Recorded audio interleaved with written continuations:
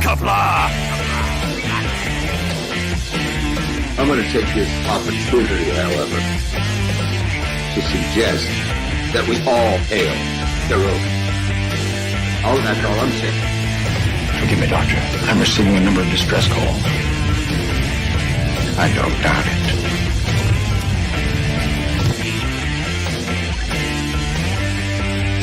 Y'all remember to kiss your waitresses.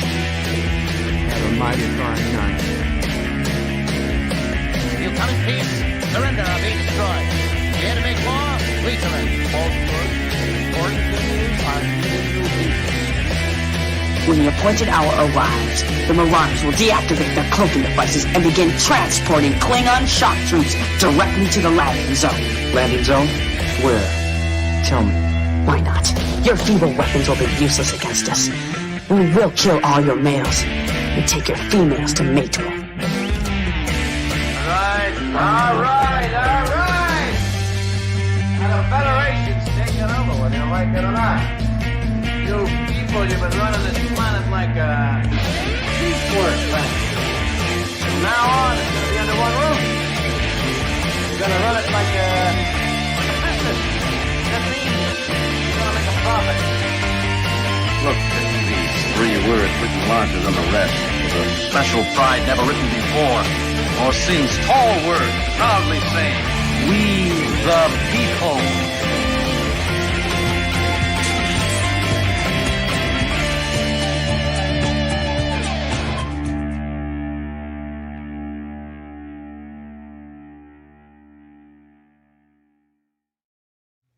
Hi, I'm Nicole DeBoer. I played Lieutenant Ezri Dax on DS9, and I welcome you to Birdo Prey 5 channel. Hail Karoga. Hello, world. It's Birdo Prey 5, Qapla. And welcome to, it's a special late night surprise second stream. Actually, I was supposed to be on a question of Trek right now, showing my vast knowledge of Star Trek movies in a trivia battle, Epic of the Ages. But unfortunately, the internet went down for a question of Trek, and so he doesn't have Wi-Fi. So we are postponing that episode until 5:30 p.m. tomorrow Eastern. So an hour earlier than it would have been today. That will be after the Twilight Zone review stream. So 5:30 p.m. tomorrow, we will retry to do a question of Trek, and I hope you guys can be there. In the meantime, I was all ready to stream with nothing to do, so I figured I'm going to play some Call of Duty, because I didn't get a lot of a chance to play it today. In fact, I didn't get a chance really to play it today. And figured we'd open the lines up. If anyone wants to come on in and talk while I played some Call of Duty, you'd be more than welcome. And if you don't want to watch me play Call of Duty, you don't have to stay. But I do appreciate those who do. Josh Street says, Bird of Prey, who did you throw in the Caroga West River, known to New York Cityers as the East River, to get a second stream? Don't worry about it. Actresses, is that a rated version of Salty Tracker in the thumbnail? A rated version. I don't know what that means, rated, but it might be. Welcome, Captain. Thank you. You might want to pin it.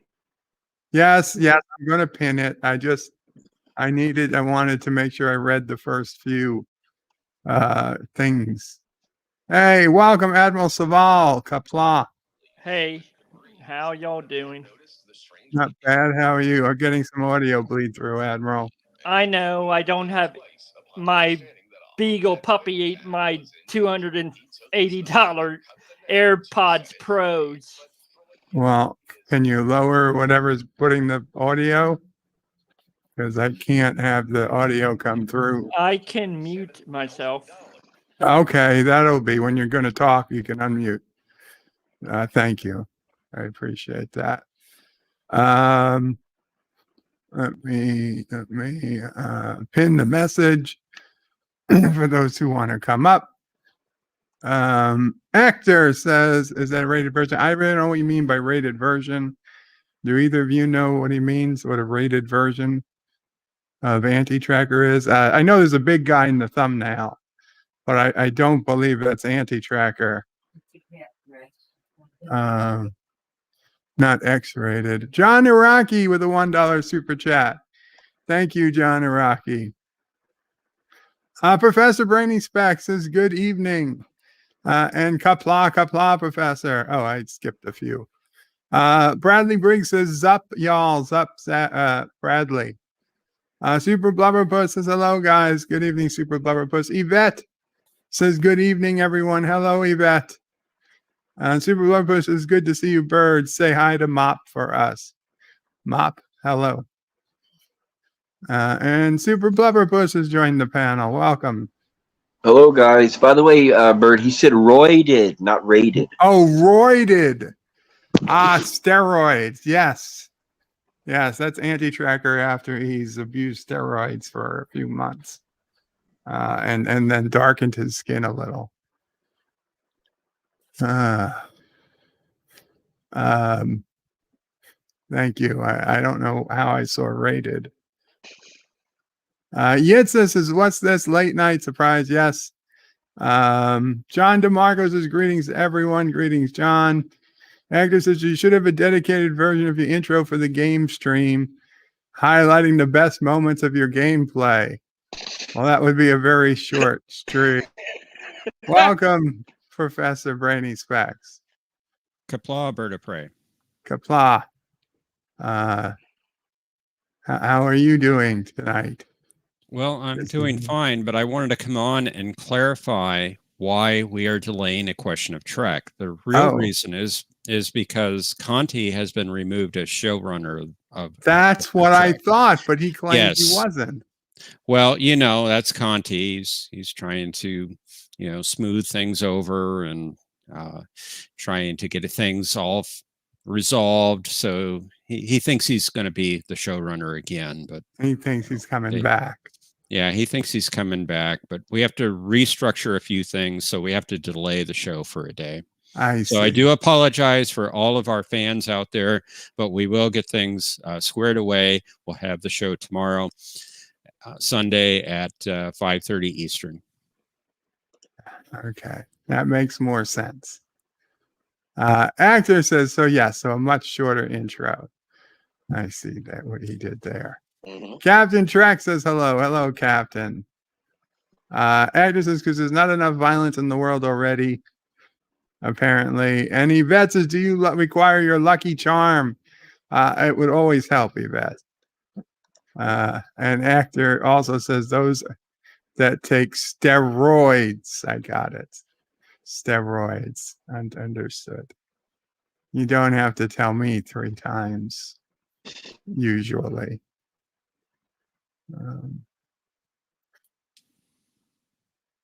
Anyway, thank you again, John Iraqi, for the super chat. And John Iraqi says, Bird tells people to STFU so politely. That was 3 or 4 days ago. Auntie is on estrogen, not testosterone. I didn't say which steroids.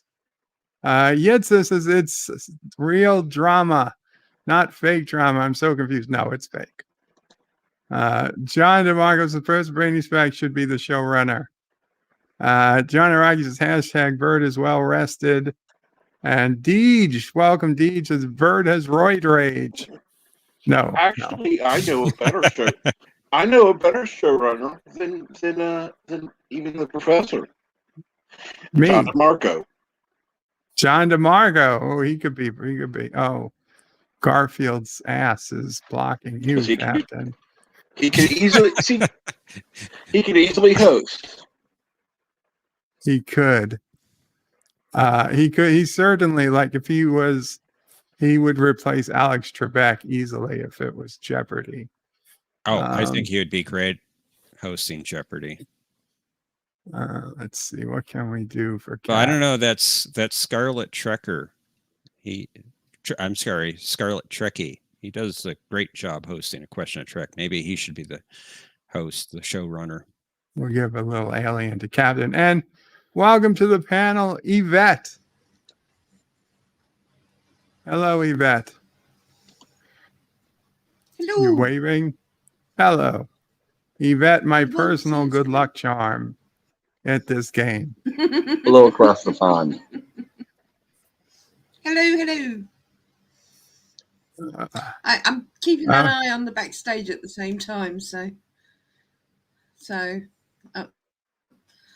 hopefully stay for a while. Very cool. LDG's backstage. Understood. No, yeah, he's gone out for a couple of hours, so. Right. So you're in charge while he's out of town. I got it. Well, yeah, caretaker. John Aragi says hashtag free Gina, hashtag cancel Hillrom. Yetzer says dang nebbit. Dr. Alex says Qapla Bird of Prey would have loved to join the stream, but feeling a bit under the weather. Oh, I'm sorry, Doctor. No. Feel better, Dr. Alex. Oh, good. John DeMarco says thank you, but his vote is still for the professor. And I John appreciate Rocky that, John. says Trebek equal goat. I don't know what that means. Greatest Trebek of equals all goat. time. Oh, greatest of all time. I thought it meant he was a farm animal. No. So I'm going to go ahead and get started here with a solo game. I'm going to put in one of my tokens for double experience, which, being it's already a weekend, means quadruple experience. I can kill 4 people with a vehicle, buy 6 munition boxes, or get 3 kills at the Atlas Superstore. So I guess we're going to try. Let's see what the map leaves us.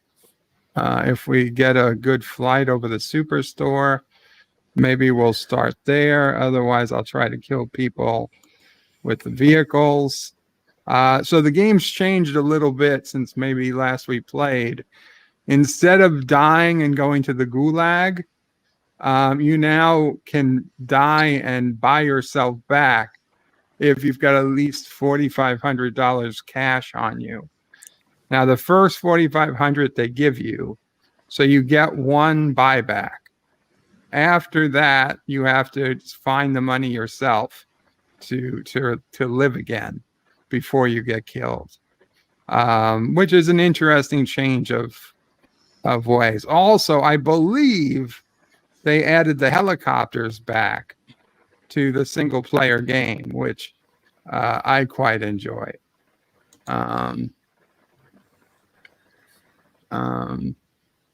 So those will make for some interesting changes. And of course, this is just practice round. And I'm dead, but it's practice, so it doesn't really matter.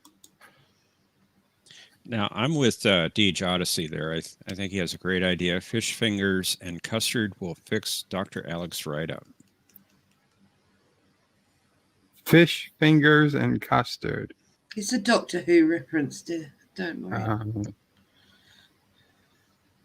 I don't know if it was a Doctor Who reference or just a crazy English reference. No.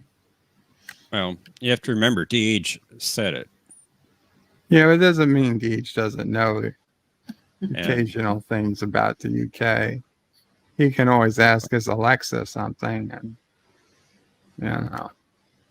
Gotta be the best doctor. Yes. No, God, no. Didn't. I guess, Bird, you have to consider that Deej said it to Dr. Alex, and I'm agreeing with him. So I guess three true. Doctor, so yes, they're all Doctor. Three Doctor Who fans right there. Oh, we're at the limit of Doctor Who fans in this chat. I don't like too many of you people.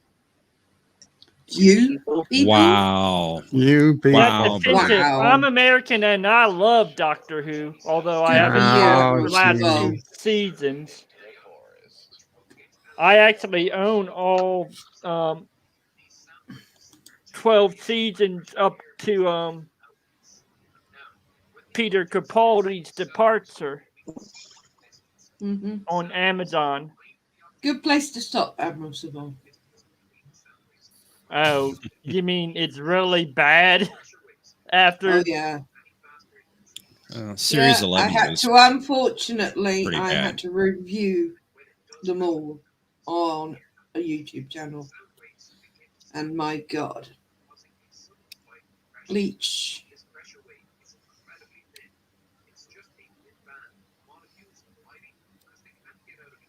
I don't know if I can do it. Oh, cool bike. That's nice. There's. I got one. Yeah. Yeah. God damn it! I don't think I'm gonna get. I have to Come on, try Bert. and get the second Come one. on. You can get him. Qapla. Ah, shit. Ah. Okay. No, don't shoot me. I'm coming to run you over. Got him. 2. Okay, we got 2. And you run into a 2 tree. kills, and Carlo Albanesi's renewed his membership. Oh, shit. I'm getting more shooting. Hello, neighbor. Carlo. Where is he? There he is.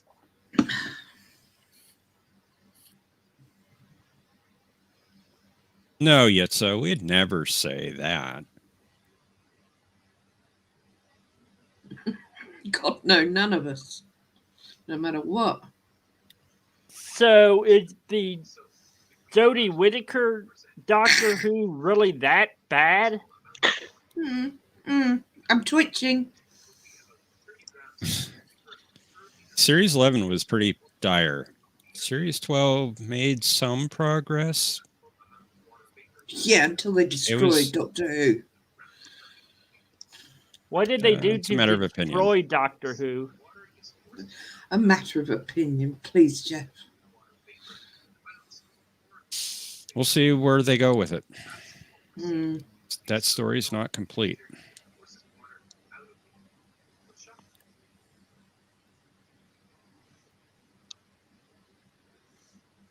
I've got no armor. I'm effed. What'd you say, Mama Pray?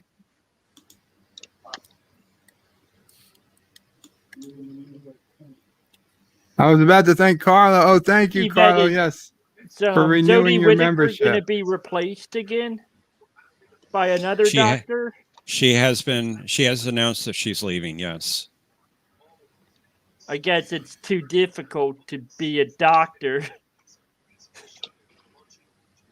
I think it's because everybody hates her. No, everybody hates Kimball. Except for Alexa. Apparently. Yeah, my Alexa. In the UK, Alexa loves her for some reason. She's the bestest ever. And it's mortifying every time I ask her that. Maybe you shouldn't ask her. It's usually Unfortunately, Deej really loves to hear her say it because his says David Tennant. Really, well, I think damn it, Yvette, you are my Jodie Whittaker. Can it, does anyone else see this? Yvette truly is my good luck charm. I've gotten 4 kills. Usually I'm lucky to get 1. I think you're cheating. I'm not cheating. You always cheat, Bird. I don't cheat. How could you say I cheat? He was awake I was really gonna be early on one morning. a question of track. Should we pull up that video that you did before? What video? I want to know about this video. What video are we talking about? God damn it! Somebody stole my truck.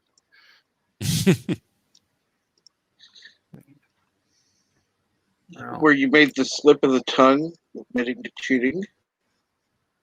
Ooh. Oh, Bird. Hang on.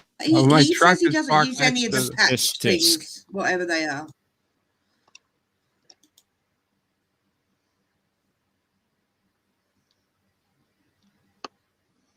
Where's the?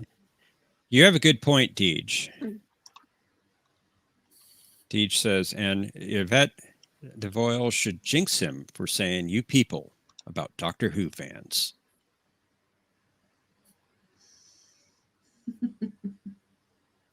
You guys know what I mean. Yes. He's trying to. Oh, we know what you mean. It isn't going to work. It's not going to work. How is Superman today, Bird? Good. Better than I remember. I'm sorry I missed it. I do love that soundtrack, by the way. Oh, great soundtrack. Great movie. Yeah, I remember going to see that at the cinema. Oh shit! Look at that. There's somebody with that. right there. I missed him. He's lying down. 5. He's dead now. We got 5 kills. Woo! 5 kills. Yeah. And we got somebody else trying to come in the backstage. Definitely cheating. It's a new name. No. Howard. This Cosell? is Howard Cosell, formerly known as Saul Leibowitz. Oh, Saul Leibowitz. Hi, Saul. Howard Cosell. I'm doing that. Not bad. Not a bad imitation. We're looking here at a young pugilist by the name of Bird of Prey. Will he go down? Will he remain? He is pulling up 5 kills so far, but is his luck about ready to run out? I think my luck's about to get better. Yeah. Oh no, you can't leave Yvette. No, not yet, but I will once someone. You can never leave. You can never leave because you're his lucky charm. We've been through this. You're keeping him alive. Think back to the times of the Thriller and the Miller, the Rumble in the Jungle. This is another one, the Bird of Prey 5 Survive Alive. We've had the conversation. I actually defected from Kuroga because of his demands. Deej, hell, the bunny, is looking after me at the moment because I had to defect.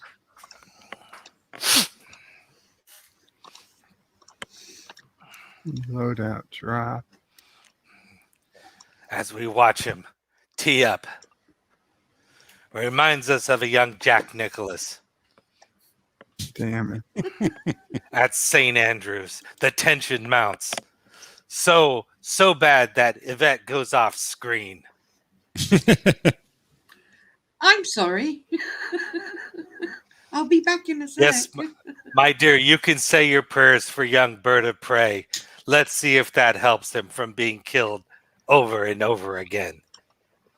Call of Duty is a harsh mistress.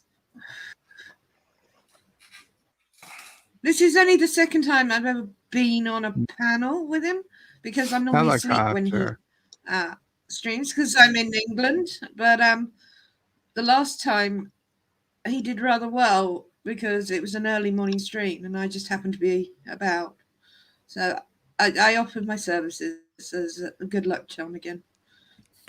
Ooh. While I'm waiting for other things. Well, Yvette. Shit. You hear it? Down goes Bird. And down goes Bird. Oh, come on. Oh, that was cheap. Come on.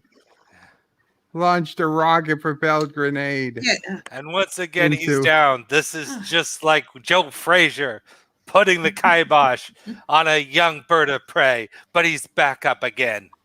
Let's see if I can get my load out and then run somewhere. Oh shit! Oh come And on! down goes Bird again. God. Oh come on! Again with the rocket? Your luck has ran out. I'm dead. I had no That's what time you get. to get money. Yeah. That's what you get. It's because I Calling turned the Doctor camera Who off. Hang fans on. Because you went off Yeah. camera. Hey, 6 kills though. I did get the 6th kill before the guy died before he shot the rocket. That's not bad, I gotta say. That's not bad. We'll play again. It was pretty good. The Basco Call of Duty is my game. The Basco scenarios in the house. Welcome. Hello, guys. Go.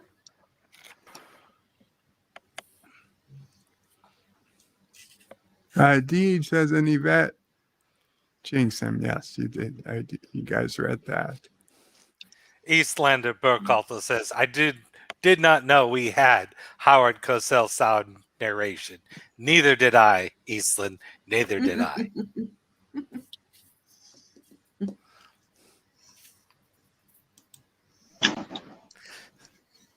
And if our people from Europe want, I can do a pretty good Murray Walker. Really? New clip. New bird clip. Unless he is mistaken, I am mistaken. There you go. Okay. Bird gets his loadout. What you said. Yep. So can I ask a question to the panel and the chat? Of course.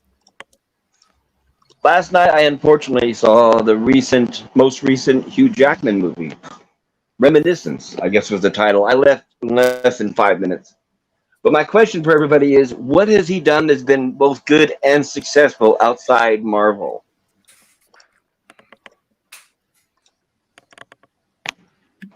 Don't everybody answer at once. He has a name that That's what kind I of thought. reminds you of porn.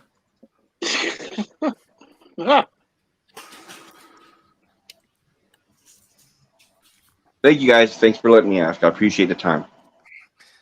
Yeah, I'm so sorry. Not. I gave up on MCU after WandaVision. However, I am looking forward to possibly liking the latest one because Doctor Strange is in it, who is probably the only one I like from MCU. So I've no idea.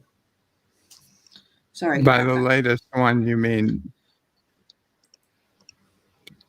the Spider-Man? The Spider-Man. Yeah, the Spider-Man. Isn't there supposed to be I 2 don't care about movies Spider-Man.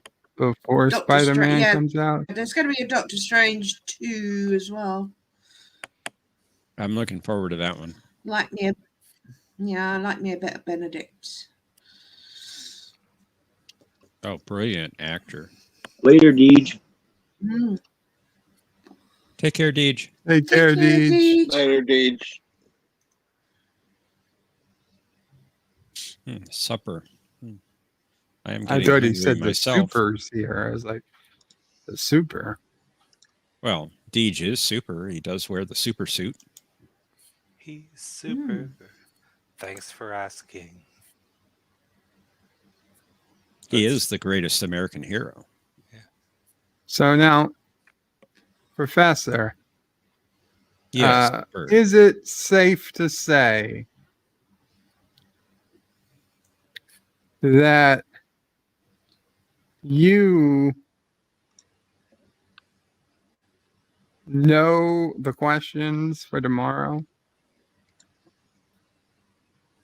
Yeah, I would say that is safe to I say. see. Now, if one was going to study a particular movie tonight, you know, which one would you study? Which one if would you I were study? a contestant? Well, let's see. I would study the motion picture, The Wrath of Khan, The Search for Spock, The Voyage Home. No, not all Final of them. Frontier, The Undiscovered Countries, You're missing the point. Generations, First Contact. You're missing the point. No, I think you're missing the point. I think you're missing the point.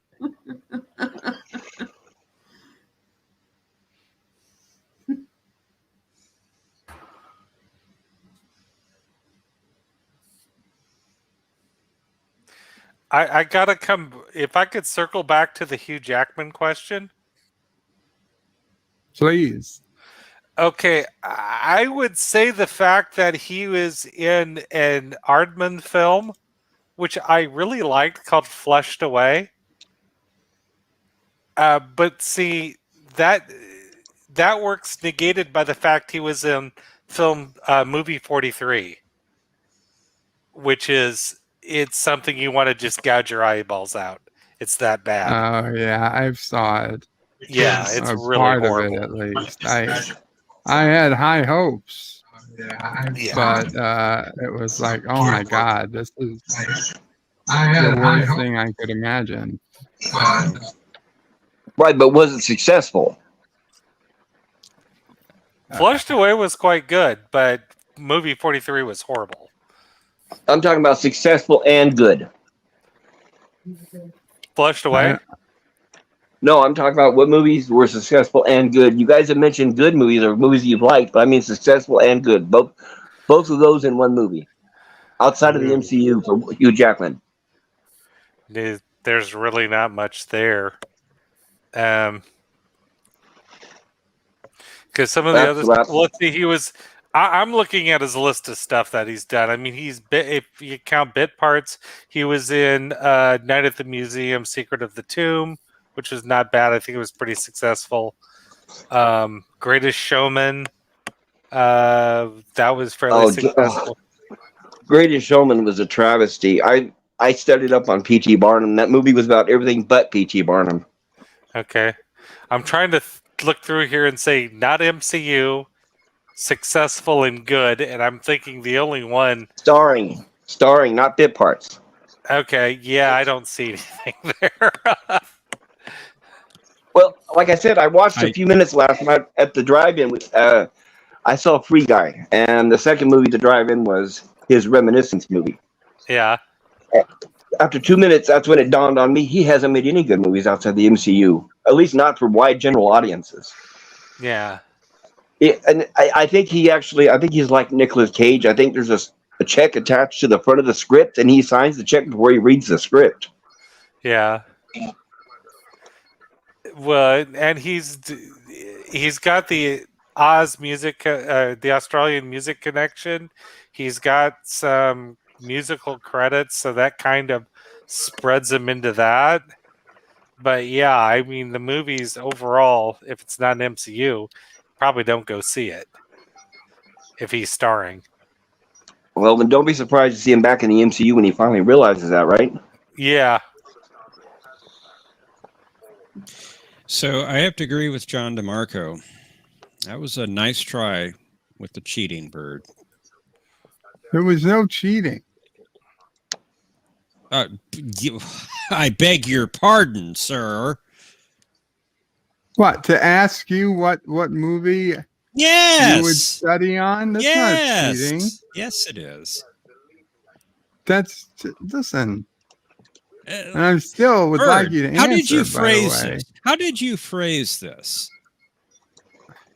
First, you asked me, would it be safe to assume that I know the questions and answers for the show? Actually, I didn't ask the answers. I asked, is it safe to know you know the question? Well, the questions. Do you want to be specific? If I'm going to go, we're going to be specific. If I know the questions. If I know the questions. Yeah. And then you asked me, which movie would I watch? Which movie would you watch if you were studying? Mm-hmm. Yeah. So what's the problem with that? I can connect the dots, Bird. I'm not asking you to connect dots or paint a picture or play lights right here. I'll repeat the answer. The motion picture, answer the is the search for Spock, the voyage home, the final frontier. So not the motion picture. I said the motion picture. You weren't listening. Undiscovered Country, Generations. Okay. Can I ask a question then? What films have you done on Question of Trek about movies so far? Oh, no, it doesn't matter. They usually do them about them. episodes. This is a special about all the movies. If they're doing a movies, if they're doing it about one movie and they've done it before, you can eliminate the movies they've done before because it'd be one they haven't done. Theoretically. No, it doesn't work like that. No, we don't pick out a specific film. All right. It's specifically about all the movies, including the JJ films. That's correct. No, really? So you should watch tonight, Bird, all 13 films. Okay, but I don't have the time to watch 13 films. Well, you know, if you were a Doctor Who fan, maybe you could get the attention of the Doctor, and you would have the time then. But no, you have to make fun of Doctor Who fans. So this is because I made fun of Doctor Who fans. You won't tell me. No, I wouldn't tell you anyway. Well, would you say there's a lot of questions from, say, a show like Insurrection, which is kind of low on the totem pole, generally speaking? I mean, the fact that there might not even be any questions about Insurrection. You liked Insurrection. Well, who wrote the questions? Was it your estranged former showrunner, or was it you? Well, no, he wrote them. Was he angry? We don't really know. We don't really know what he wrote about. Now he was probably angry after my response. Right. No, I'm only as he's left. That's why I'm saying, was he angry when he wrote them? But if he wrote them before he was angry, you're out of luck, Bird. But greetings, Mountains of Elysium. Mountains. Welcome, Mountains. The ball buster has left the building.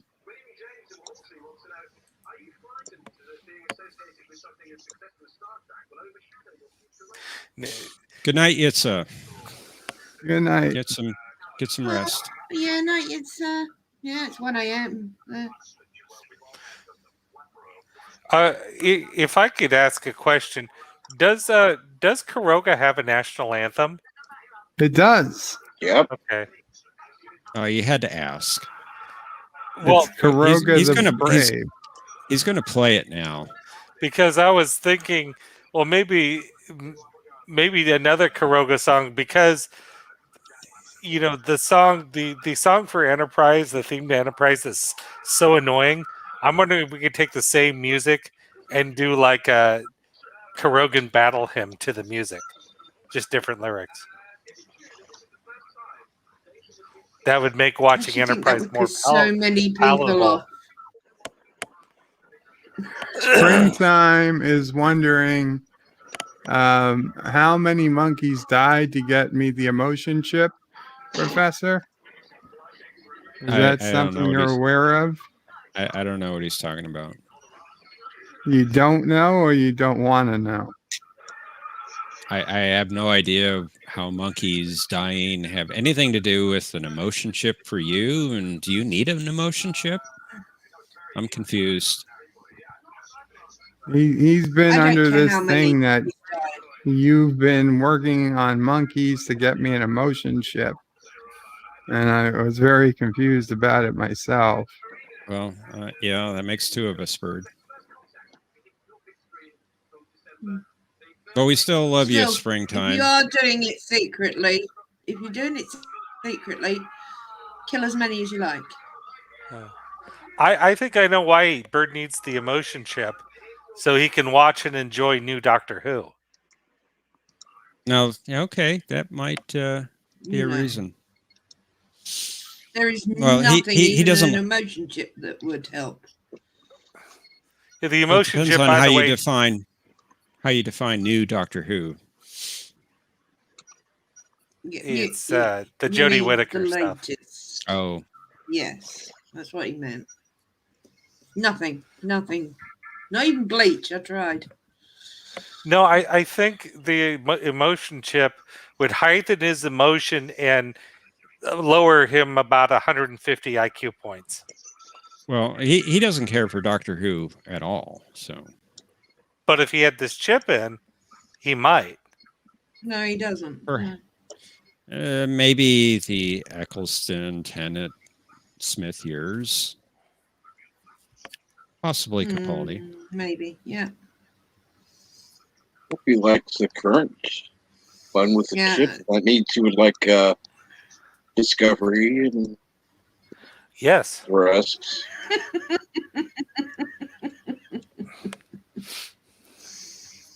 Yeah, it's Discovery, Bird. Look at the pretty colors. You can't just get me with pretty colors. That's why you need the emotion chip.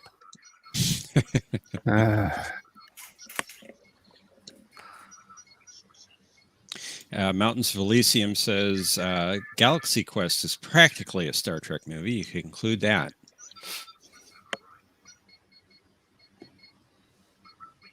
Never give up. Never surrender.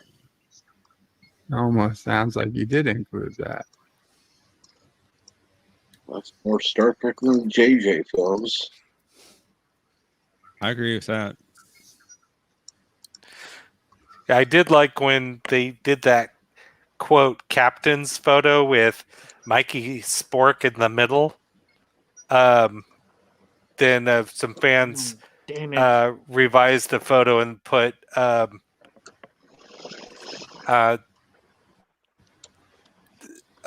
what's his name from Archer? Sorry. No. They took the captain from Galaxy Quest and took the captain from the Orville and Orville, yes. Put him in Mikey Spock's place. Oh, I didn't see that. I think it got overwhelming praise for that. Definitely improved. Yes, immensely. And I'm sorry, my mind's going a little bit, not because I'm old, not just because I'm old, but because my wife's making shrimp. Ooh. How is she preparing it? Shrimp makes you lose your mind. I didn't know that. The way my wife makes it, yes. I'm no expert in the kitchen. I was genuinely inquiring there. Oh, okay. With coconut milk, and she's using a like a pancit rice noodle, and boiling the shrimp, and we're probably going to have a nice soy sauce with it. It's going to be masarap. Well, I like all those ingredients, so that all sounds great. Yes. I wouldn't attempt to cook it myself, but, sounds great.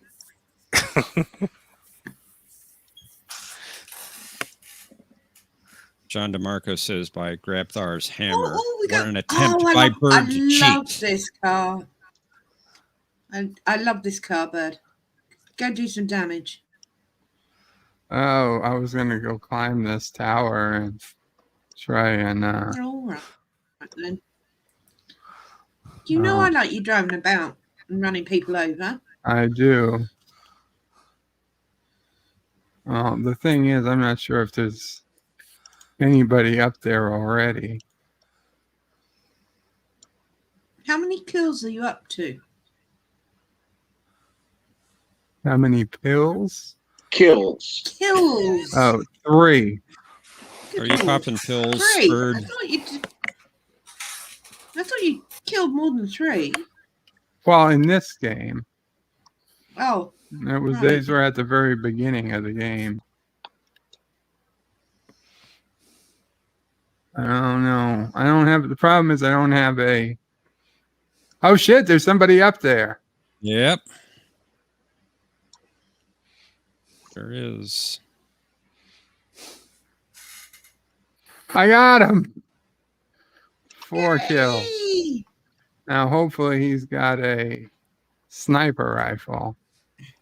Oh yeah, you like the sniper rifles, don't you? Well, I mean, it's kind of useless being up here without a sniper rifle. He does. All right. Half the time, I have no idea what you're doing on here. Remember, I'm just here for moral support. So, Bird, what is the film for next Saturday? That's a good question. It is likely going to be Jurassic Park 2, but I am open to suggestions. You could have picked a better film The than only that. one that's not worth watching. I'm sure that you could ask 1, 3, Jurassic World.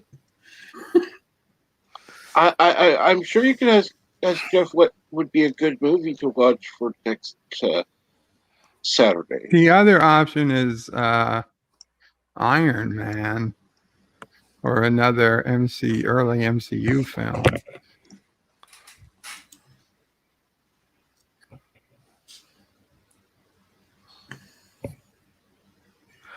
Throw out a question here, Bird. Have you ever done Forbidden Planet Classic? Yes. Ooh. How about the George Powell War of the Worlds? No. That's a classic. Both of them. Yes. Because Forbidden Planet, to me, it has just what absolutely works in science fiction and what doesn't. You could tell that Gene Roddenberry paid close attention to Definitely what worked and what didn't in that film. I mean, Forbidden Planet is basically a prequel to Star Trek. Yes. As far as know. It looks like I didn't realize how much of Star Trek came from Forbidden Planet. Yeah. It's like I didn't realize how much of Star Trek came from Forbidden Planet. Ooh. Hey, Bird, have you ever covered the movie The Time Travelers? No. Hey, Bird, have you ever... Somebody's coming through again.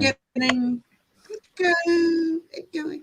Well, The Time Travelers came out before Star Trek, but it actually has a lot of similarities, and the guy who made it claimed that he actually created Star Trek and Lost in Space, and that Roddenberry and the other guy, Irwin Allen, stole the ideas from him. And if you watch Time Travelers, you will see a lot of similarities. Even the transporter is in there. Really? Yes. The guy who wrote those and directed the movie is I.B. Melchior, Melchior. But if you look at Time Travelers, it's like 1963 or so. And he hired a magician to help him do the effects in the movie. And they even have a transporter sequence. They have a transporter operator, all that, a console, everything looks just like Star Trek. And there's videos of him doing interviews, explaining all the things, all the ideas that were taken from him. And it kind of made sense, but he just wasn't heard. Just like the original lady who created the creature from the Black Lagoon suit. She was just buried in her career by somebody else. Now, you're saying there's a Time Traveler movie along with the TV show? The Time Travelers TV show. Time Travelers is a movie. The Time Tunnel is a TV show. That's okay. That's where I got my confusion. Yeah. Time Tunnel also stole from Time Travelers. That's an old one. Yeah. Right. Time Tunnel also stole from Time Travelers. They invented a window that people could walk in and out of that goes to the future and the past in the Time Travelers, which is directly ripped off for the Time Tunnel. Hey, Yosef. But it's something we're checking out. How about the original Time Machine? Not the remade bollocks version. George Powell version, yeah. The George Powell, yes, with Robert Taylor. Yes, I believe so. I read the book. Yes, I read the book, and that stuck almost exactly like the book. I adore that machine. Yes, that's the 1961 George Powell with Robert Taylor, and it has a bit role with Sebastian Cabot for all of you. Yes. Who remember Family Affair. But yeah, that's a really good one too. I would suggest that. That's well done. The only let's see. the remake, the 1990s remake. The only good thing in my book was Samantha Mumbo. Yeah. That's not And saying that for much. her acting ability. Yeah, the eye candy, but yeah, no, that's it. Literally. I read H.G. Wells' books, and I'm very happy to say that the original Time Machine stuck close to it, almost verbatim. It did. Except for the last chapter, he went It way into did. the future, where all that was left was a beach. It was black. He was on a beach. There was no sun, and there was like red crabs moving towards him. That's the only part that was not in the movie. Yeah. But you can forgive him for things like that because there was no real conclusion to that. So it was very hard to put it in the film. But I agree. I mean, I've read most of his stuff, and that is one of my all-time favorites because in the remake, they didn't make the miniature model. And I thought, that's just wrong. That is such a pivotal part of the book and the movie. Sending that miniature model, you know? But then I don't like reboots or remakes. Everyone knows that. Now remember that new remake was directed by George. That new remake was directed by H.G. Wells' grandson. And look, it doesn't matter, does it really? It being someone's grandson. No, I'm just saying that it makes it hurt all the more. It does matter because it makes it hurt all the more. You think he would have respected the material better. Most remakes are bad. But anyway, yeah, as I say, if you want a really good classic movie, that's one I'd pick to show, definitely. The movie you were speaking of, Time Travelers, is 1964. Not a Forrest J. Ackerman's in it. He was a technician. Yes, he is. That's probably about the one name that stands out here. There's a young scientist, like a lab assistant. You'll recognize him when you see him. He was on shows like Bewitched and a few other things in the 60s. I'm trying to look through. In fact, on Bewitched, he played a warlock. I remember he was like a young warlock that had like a crush on Samantha.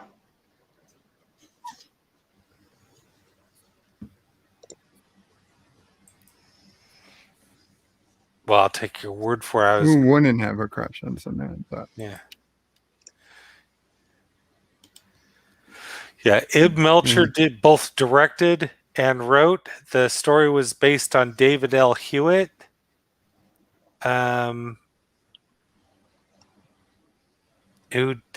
was known for kind of bringing it back to what we did earlier today. He's known for Superman 4 visual effects.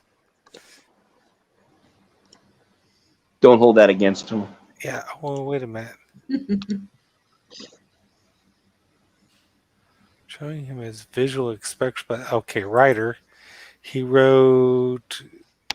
Oh, he did the screenplay for The Mighty Gorga. Yes. I mean, everything else, it's like he did The Time Travelers, which sounds like a brilliant story. Then he did Monsters Crash the Pajama Party. Yep. And then it's his directing. He did like Girls from Thunder Strip, Pornography USA, The Tormentors. There's some. Despite all that, he had the one movie of the Time Travelers. Well, he also made one called The Angry Red Planet, which was really good. Oh, yes. Yes, that is a good one. But he has an interview where he talks specifically about he presented Roddenberry with the idea for Star Trek, and he presented Lost in Space to Irwin Allen, and both of them just took them and just took the ideas and said they were theirs, and he was buried. He said that's the reason why he ended up doing all the B films afterwards. He was pretty much shunned by Hollywood. Yeah. Make sure we get the two people correct here. You're speaking of Ib Melcher. I was thinking of David Hewitt, the writer. No, I'm talking about Ib Melcher. Original story. Yeah, Melcher did the screenplay for the Time Travelers. Correct. He was able to take crap and make it into something good. Yes, correct. Because Melcher did another good one here. I think is a good movie. Robinson Crusoe on Mars. Yes. is pretty good. Is Really? pretty good. Oh my God. He wrote that sentence does not compute with me. what? Robinson Crusoe on Mars? Yeah. Sorry. It's go back and watch it. It's not bad. I don't think it's the best movie, but it's a good little,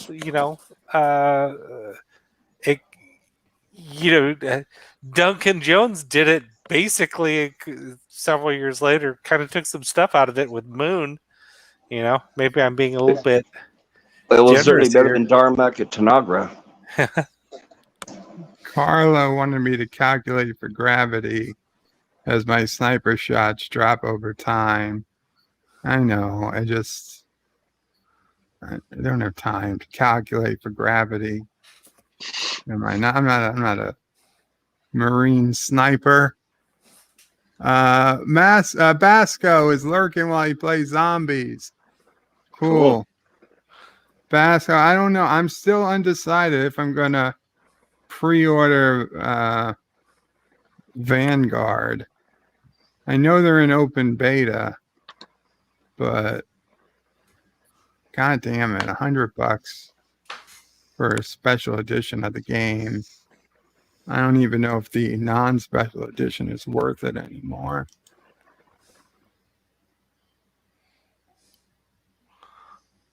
Oh, and Ib Melcher also wrote the story that was the basis for Death Race 2000. Now that's a movie I've seen. Yes, that is correct. Directed by a screenplay by Paul Bartel, who is an interesting character. Paul Bartel was great, but he said he was treated pretty poorly by Roger Corman, that's sad. That's an oxymoron. I think everybody was treated badly by. Well, because Roger Corman was notoriously cheap. Yeah, he says he made this movie on what they'd always. Who said it? I think it was Ron Howard. He made this movie on $1 million, none of it his. Of course. So, but he was a smart man. Yeah. According to him, all of his movies turned a profit. Yeah. Because he didn't spend any of his money. But yeah, Bartel, love all of his films. Yeah, I could watch Eating Raoul over and over. Yes. Rock and Roll High School. Secret Cinema from Amazing Stories. Yes. That was based on an original story of his that he wrote some time back. Yeah. Also, he did, and again, I'm drawing a blank on it. I believe it was, I want to say Hollywood Boulevard, where he did a film. Sure. He did a film entirely of just basically clips of stock film and clips. No, I have to look that up. I think I've seen Hollywood Boulevard. Isn't that like a ripoff of like American Graffiti? Yeah, give me a moment. I'll tell you what it is. Yes, Hollywood Boulevard. Kind of. Not well. No. It's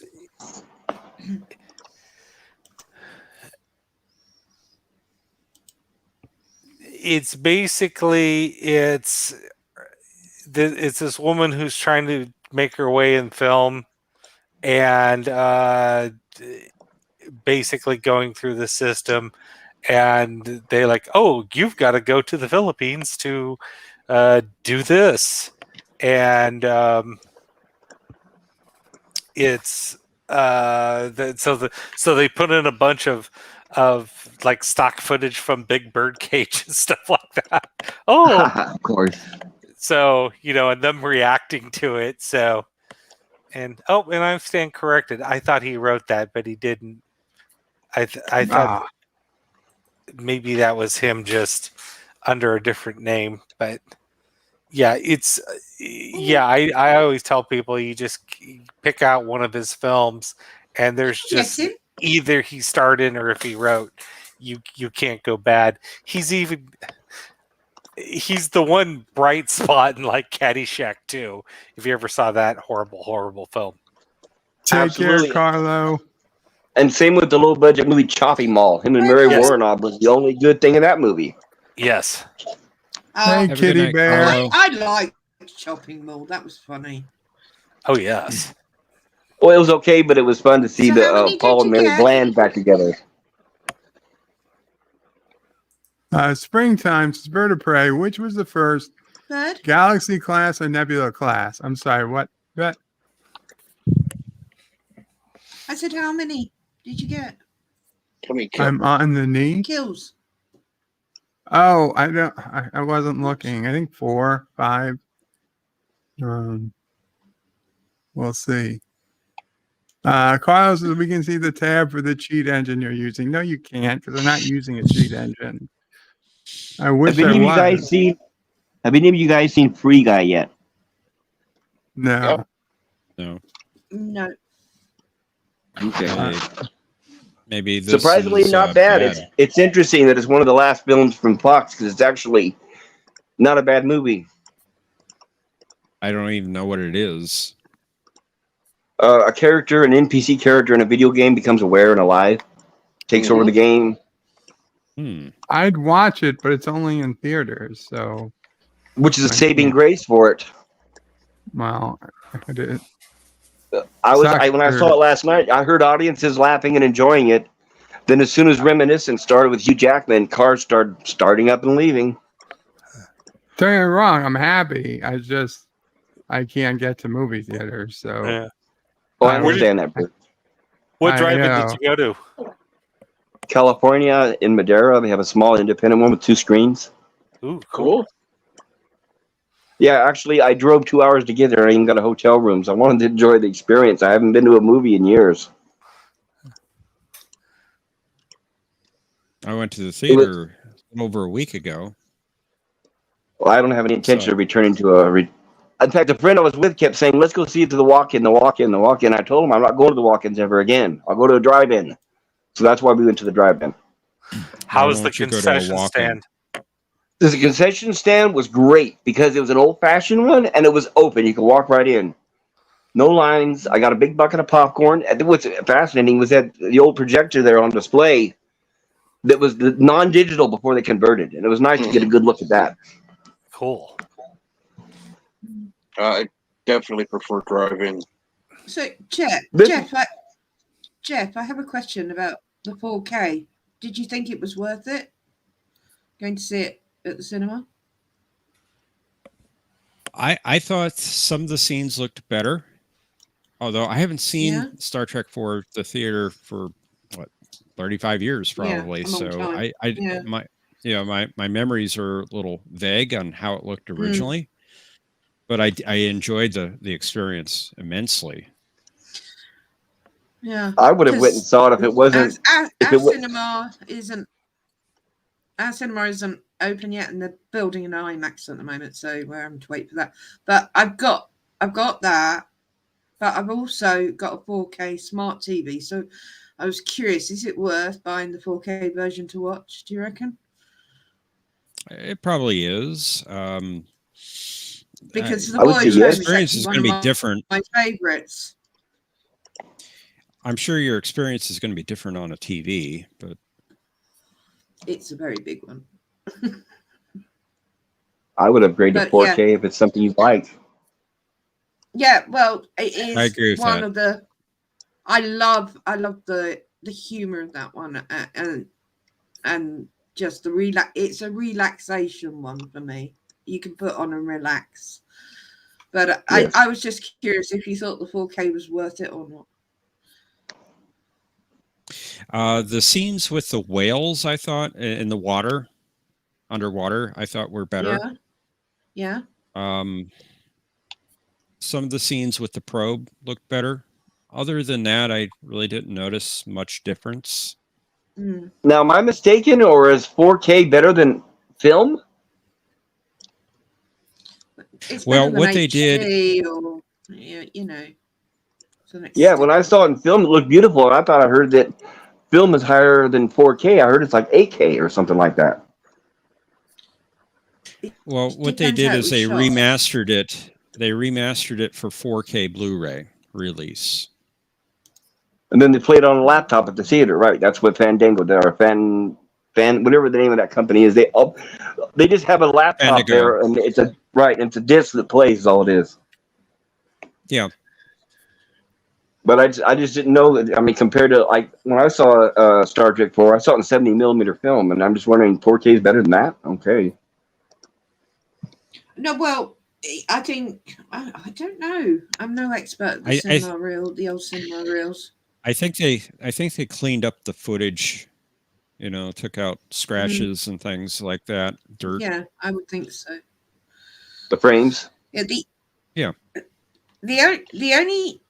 The only thing I'm planning to go to the cinema to see, because I'm not a fan of being stuck here. I don't like crowds, so I'm not a fan of cinemas particularly. But the new Jurassic World is definite, because any of the Jurassics, apart from number 2, you have to see on the big screen, literally. And the other one, I agree with you. Matrix 4. Matrix 4 is the other one I would want to see it on the big screen. Others, like the new Ghostbusters, I'm really, really, really, fingers crossed, looking forward to that one. But that I'd watch on my big screen.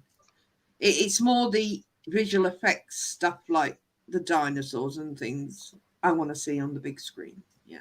But that's me. That's my point of view. I don't mind the crowds and the walk-ins. The reason why I chose not to go to the walk-ins anymore is not because of the crowds, the people, the virus, any of that. Last movie I saw was Avatar in 2009, and when we had to sit through 45 minutes of commercial, when I walked out, I said I'm never returning, and that's why I won't go to the walk-ins anymore. And I'm talking television commercials, not previews or trailers. When you sit through a half hour of the new Ford Bronco, or Ford, whatever the truck, and what's going to be on NBC on Sunday night, that's when I decided I'm never returning to the walk-ins. Most of that stuff is before the actual start of the film. I mean, yes, it is, but unfortunately, they sell the seats early. So if you wait until the commercials are over, there's no seating for you. They do that intentionally. The advertisers instruct them to do that. So they'll start seating people like 30 minutes before the movie starts, and then the commercials roll, and then you get in there, and you're either stuck in the back or nowhere to sit at all. Most of the theaters, you have to buy your seat ahead of time now.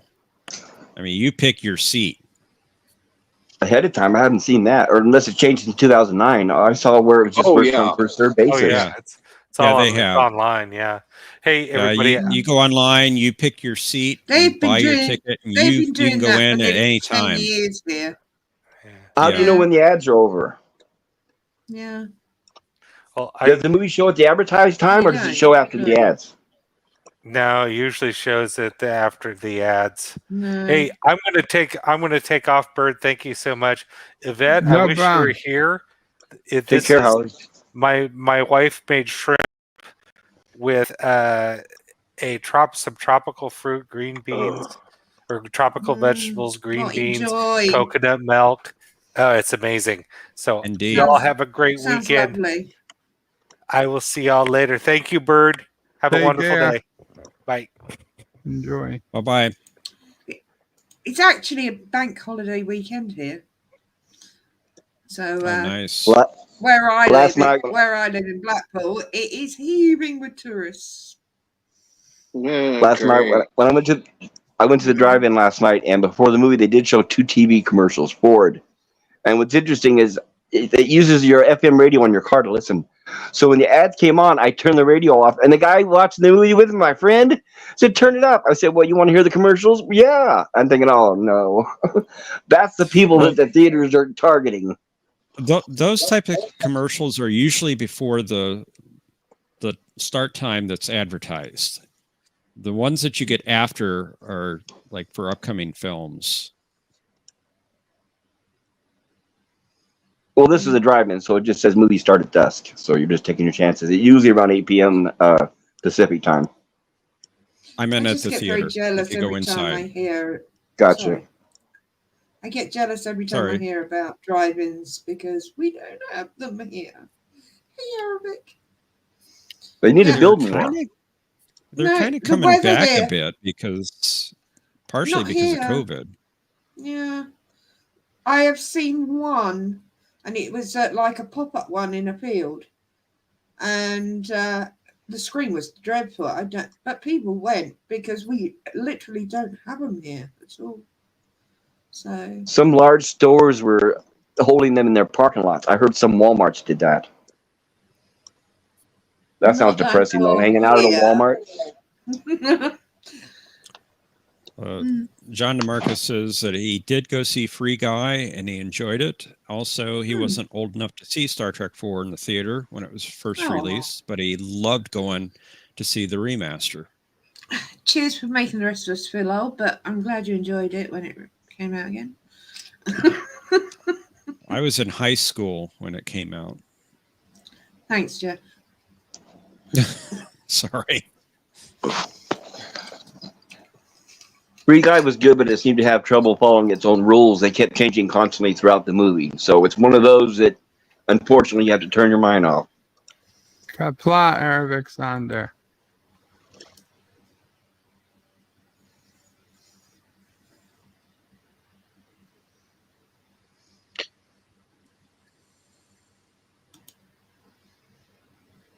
I can't believe how quiet the backstage has been. I've been so lucky. I gotta do a quick Geologia break, so I'm just gonna hope nobody shoots me. I'll be right back. I'm going to join you. Maybe you should hide in a bush.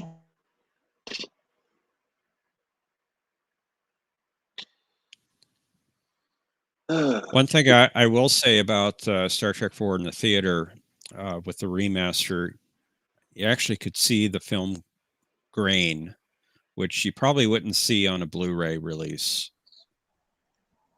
Yeah, I like when they show the grain. Without that, no, it completely turns me off. That's why a lot of the newer televisions, you have to adjust them just right. When you get them out of the store, they're designed to hide all that. So, no, they take a lot of tweaking right from the box. Yeah, a lot of TVs do. You're right. Yeah, interpolation. I think they call it something along that lines. I went over to a friend's house and go ahead. It's because the films are in 24 frames per second, and your TVs are usually 30 or 60. Correct. So what digitally adds extra frames in. Yep. Which makes it look like video and like a soap opera. Mm-hmm. Yep. I was at a friend's house. He didn't understand this concept. He had a huge Sony TV. When we were watching the Avengers, and he had the TV adjusted just like that right out of the box. He did not understand the difference. Don't ever try watching a good movie like under those conditions. I don't think that should be the default setting at all. I agree with you. In fact, some of the better TVs will recognize when you have a 24 frame per second in it, just do the adjustment automatically. Well, that sounds better. Yeah.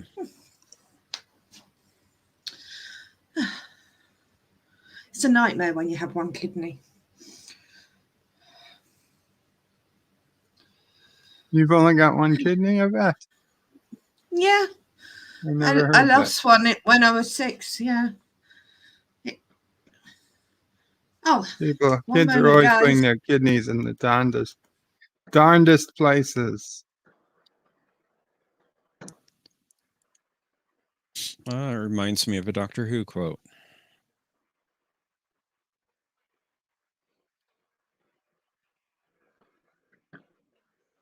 But I'm sure Bird doesn't want to hear it. I'll listen to this Doctor Who kidney quote. Well, it's Peter Capaldi's one of his first lines. Kidneys! I've got new kidneys! And I don't like the color.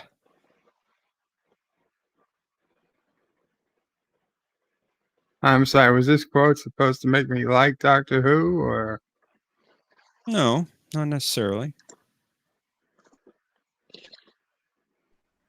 Hey, Bird, you don't like Doctor Who?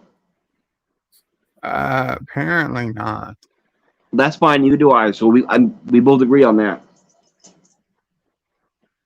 One time I won a trivia contest at a Star Trek convention in San Francisco back in the 80s, late 80s. And I won, and they called me up on stage, and they handed me a bunch of Doctor Who comic books. And I said, this isn't even toilet paper. Don't you guys have something from Star Trek?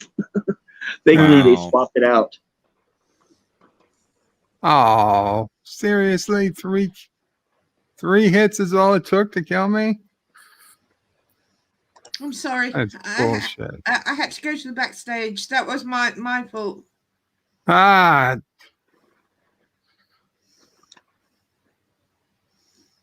It's okay, Yvette.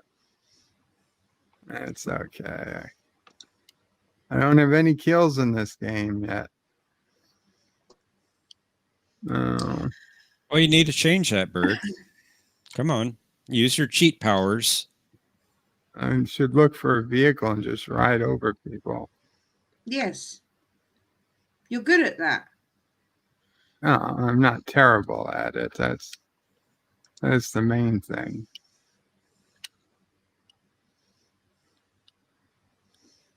Let's see. Okay, there's a vehicle.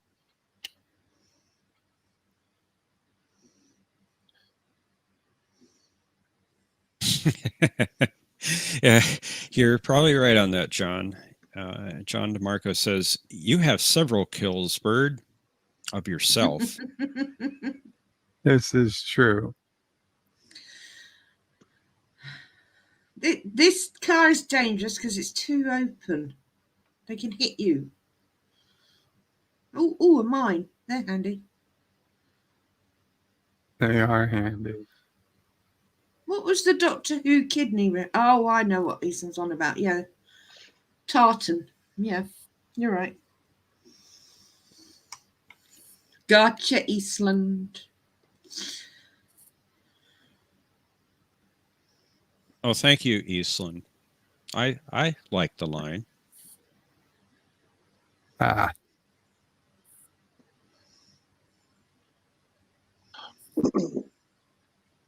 Although I didn't think it was as good as David Tennant's, one of his first lines about his teeth.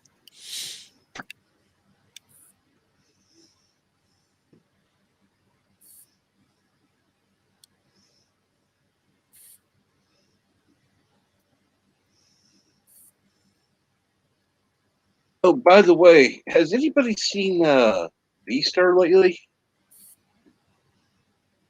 Eastland Burkholder? No, V-Star. No. V-Star, no. I haven't for ages. No. Do we know what's going on with Positive Candor? He's okay, isn't he? Yeah, he is okay. Only that he brought back and erased his Twitter again. He deleted it again? Well, I don't know if he deleted it, but apparently I can't message him. It says that I don't know. Maybe he just blocked me. I don't believe that. Well, yesterday Conti was able to message him, but he never wrote back. And then when I went to check to message him, it said that the oh, come on. Come on. Bird, Daddy, sorry, I'm going to have to go. Okay. I'm sorry. I hope you still have many kills. Bye-bye, Yvette. It's been fun. Take care, Yvette. Getting on your stream. All right. Much love, everyone. Bye. Bye. Well, I cannot find Positive Candor's account again, so apparently it's I not think there. he deleted it. I wonder what's going on with him. I hope he's okay. I mean, I assume he's alive, being he deleted, brought it back, and re-deleted. He's guessing he's just... That makes sense, but... maybe he needs a break. Which is fine. I just wish he would have told somebody. Yeah.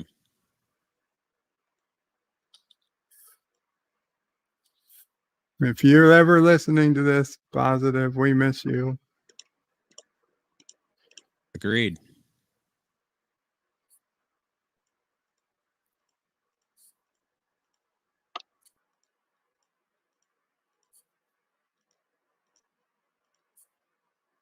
Hail, Ervik Sander.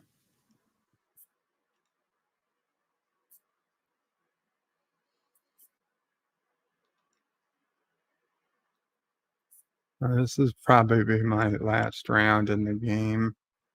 I am still exhausted. So. You know, hey, Eric, good to see you. Always good to see you, Eric. Yes. Eastland, you said you liked Eccleston. All the new doctors, it's taken me a while to get used to them and like them, except for Eccleston. He had me at run. His first line.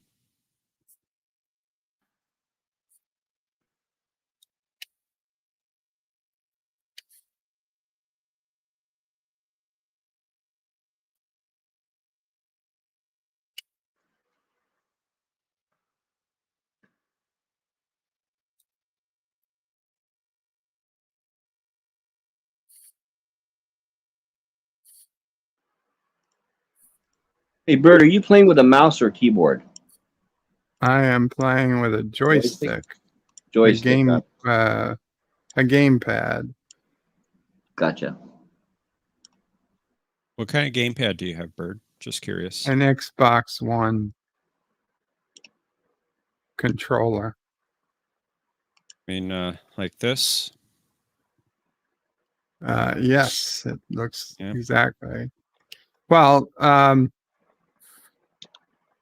it's an Xbox One. It's a fancy one. Fusion A, I think it's called. Oh, it's you went got all some out. paddles. Well, this is actually the cheap version of the It's I mean, I know some go $200-300. This one was $79, which is like $20 more than the standard. But it does have some paddles on the back and some options to make the triggers more sensitive. Hey, good luck, Eastland. I see what you typed. Sorry to hear about your troubles. I hope you get better. Eastland says, hey, I'm having medical issues, but I'm okay. Quality of life issues might kill me. If I drop out, I will be back after I get the health issues sorted. I'm not dead until you see the dead body. Well, we don't want to see that, Eastland. We want you around and doing well.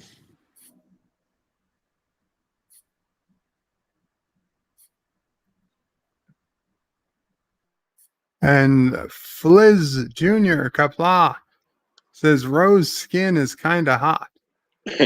Who's got the rose skin? Or is that a character? I have no idea what that reference is to. Let's get some cheap kills, people.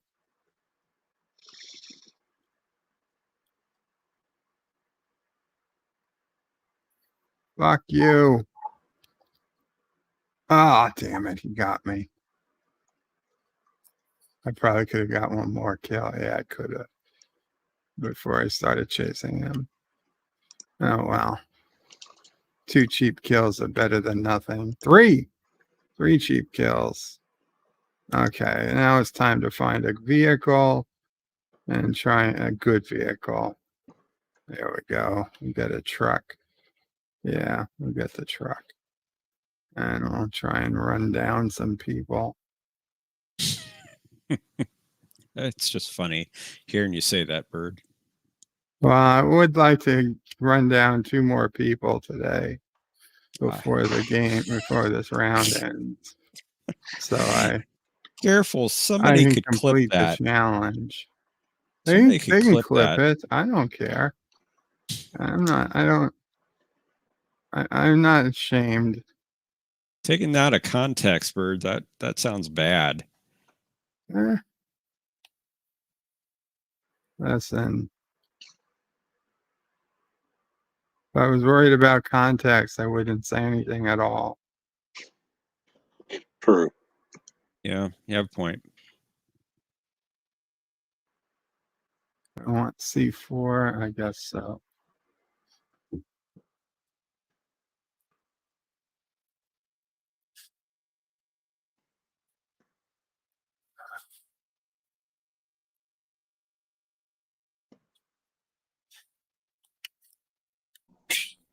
Hey, Bert, I have a question for you about Cuomo. Yo.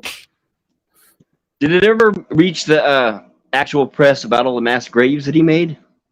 Mass graves? No. Yeah. I That's what I can't say thought. I've heard about those. Yeah, early on during the lockdowns, he had a bunch of large mass graves dug, and he was stacking boxes 2 or 3 high. That's what is now just now coming out in the press. I don't know if they're going to show all of it, but they're going to show some of it. We got one. Where are you seeing that story? Yeah. Actually, it's been removed. I saw it when it first happened, which was sometime last year around March or April. I saw it on, I think it was Project Veritas or one of those. But it was buried. The press buried everything. It was also on, I think, Forbes, maybe, but it was so long ago, I don't remember. There's so much that came out over the last year that has completely been redacted since then because they're trying to change what people believe. So, I mean, I could look for it, but I don't know if it's still there. But there was definitely pictures. It showed the tractors digging the holes, and it showed the white boxes that were stacked 2 or 3 high in mass graves, and they were comparing it to World War II and. Yep. I would think other historical references. Yep. I would think that would be hard to keep quiet.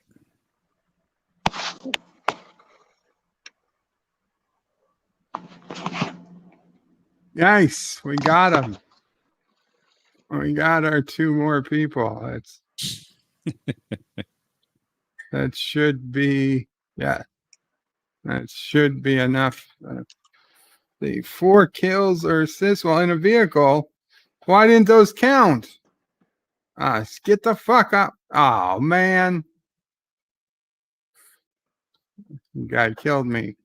Why didn't those kills count? Oh, maybe they're a little slow. They should count.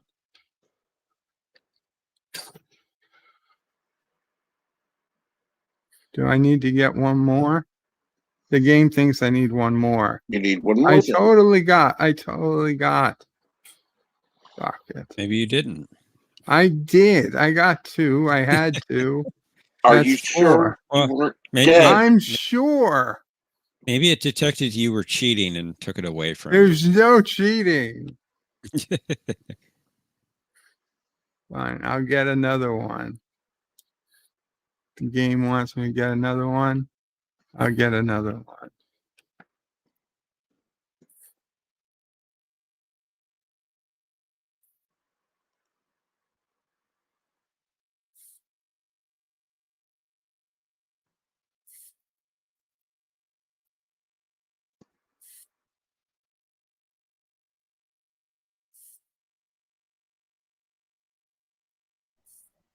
All right, I included a link to one of the articles I found.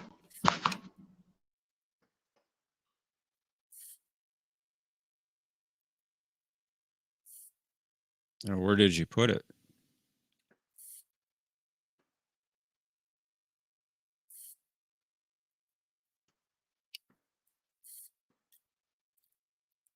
Probably in the private chat. If I had to I don't see it. I don't see it there, though.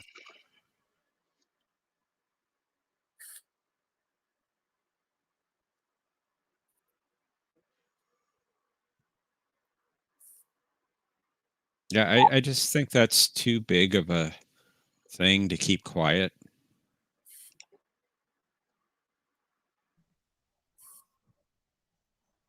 Well, the article I sent, have you guys seen that? Are you able to see the link? Anything. I don't see a link. Did you put it in the YouTube chat or the private chat? YouTube chat. I can put it in the private chat if you want. Private chat would be better. Yeah, it unless hang on. I'm not YouTube on live might chat. be hiding it. Yep. Yeah, I don't see it in the YouTube chat. Okay, I just posted in the private chat. An NPR article.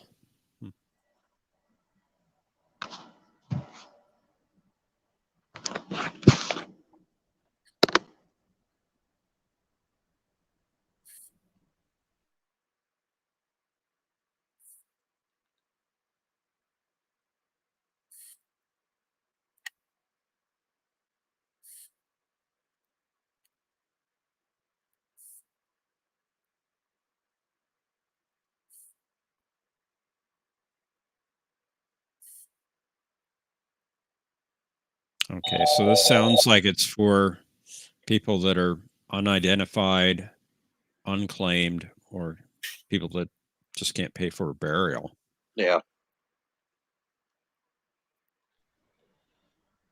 I don't know. There's another article somewhere. I'll try to find it where it was linked to a lot of the people that were dying in the homeless, not the homeless shelters and the convalescent homes. A lot of them were buried in mass graves. Well, I think that's honestly fairly common. I mean, we've got a mass grave island that, frankly, the dead and the destitute, the bodies that go unclaimed, they all get buried. And well, that all makes sense. Article is talking about. That all makes sense. So the problem is what's being called to question from Cuomo and Newsom and a lot of the other governors is that they were taking people that were ill in the hospital that tested positive for virus and just shoving everybody into old folks' homes and making all them sick. And that's why they're having mass deaths in the convalescent homes. And that's what the press was burying. Apparently your new mayor, whoever it is, I can't remember the name, is looking up and starting to release some of this information. I read about it just yesterday. Well, our mayor hasn't changed. The governor changed. Governor, sorry. Yes, governor. I usually have a new governor-elect who is starting to investigate Cuomo. And there's the article I read yesterday saying that the numbers are much higher than was originally reported and that they were going to start investing the other governors as well in the other states for the same problem. But the main issue was they were taking anybody labeled as sick and throwing them into convalescent homes because they didn't want them in the hospitals, costing the government money. They didn't want them using up the Medi-Cal and all the other stuff. That's why they had a no resuscitate order on all of them.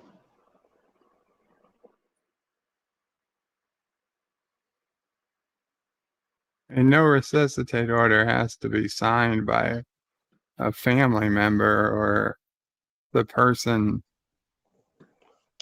who... Normally, under normal circumstances, that's true. But under these circumstances, if your medical is being paid by Medi-Cal, Medicare, anything government related, there's a no resuscitation order automatically in effect. And plus, don't forget also, if you're test positive for the COVID, whatever hospital gets about $13,000 in incentives. So that's why you have thousands of people with broken arms and dying from cancer, and suddenly everybody had the COVID. Yeah, I don't know if it's true what you say, that if you're on, in fact, I'm not 100% sure it's not true. If you're on Medicare, that they do it by default, because I'm on Medicare. I will look it up, Bird. Certainly not by default. No, Bird, I'm talking about just if you're on Medicare and you test positive for COVID and you need to be on resuscitated. Medicare and they test positive for COVID, there is still not a do not resuscitate order. A do not resuscitate order is a legal thing. It doesn't just appear automatically. I understand what you're saying. Give me a minute and I'll try to find it. It doesn't matter what you look up. I am on Medicare. I lived through this. I've been in the hospital. I've tested for COVID. I didn't test positive, but I know what happens. Nothing you can show me is going to change it, because there is nothing that's going to come on with an official government whatever that says anything like what you're claiming. Okay, you could probably find an article in some, website somewhere, but it's not going to change my mind. It's not going to change the fact that it's simply not true. Well, I'm not trying to change your mind, and it did come out actually in the early days of the lockdown. Okay, but it came out by an irreliable source then. Yeah.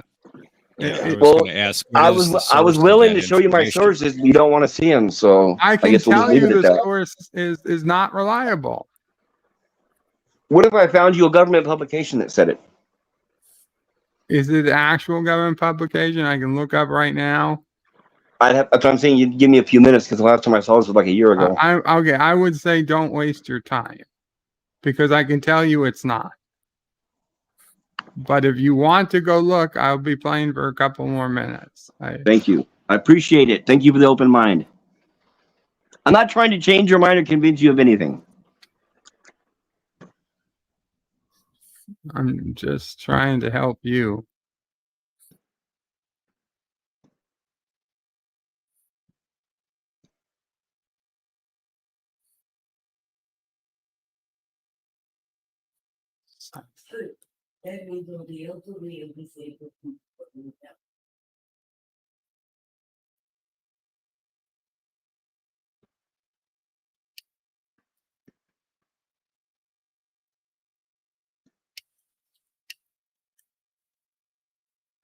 So I'm looking forward to the Twilight Zone tomorrow. Ah, yes. Twilight Zone, 3 more episodes. Couple good ones, I'm pretty sure. I saw in Now, I'm curious what you're going to do once we get to the 1 hour episodes. Yeah, I'm thinking we'll do probably 2 episodes. I don't know. That would be easier. We're certainly not going to do 3 episodes. Probably we'll do 2 episodes.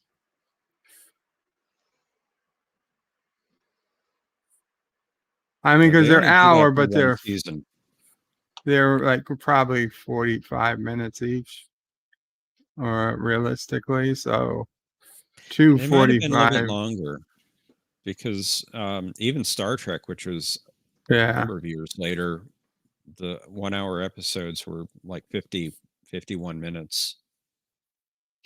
Had fewer commercials in those days.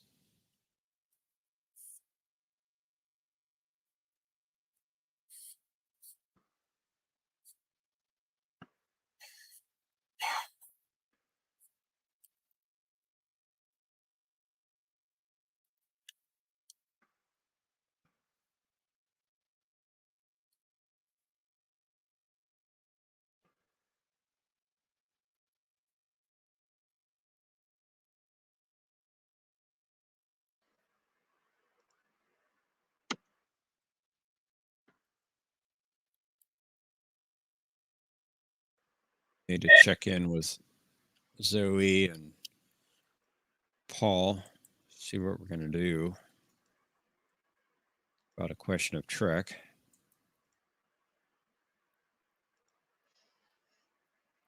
Sorry, Jeff. What? I need to check in with Zoe and Paul, see what we're going to do about A Question of Trek with our deposed showrunner. Mm-hmm.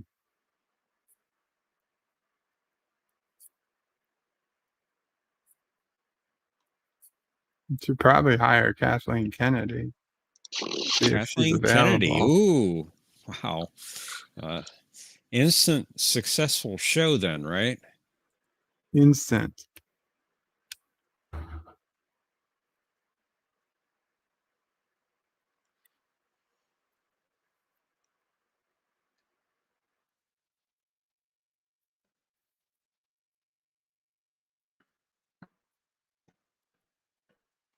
Maybe we can get Alex Kurtzman to join in too, you know? God damn it. Seriously? They didn't give me that 4th kill? Hey, Resolute Germ. How's it going? Qapla Resolute.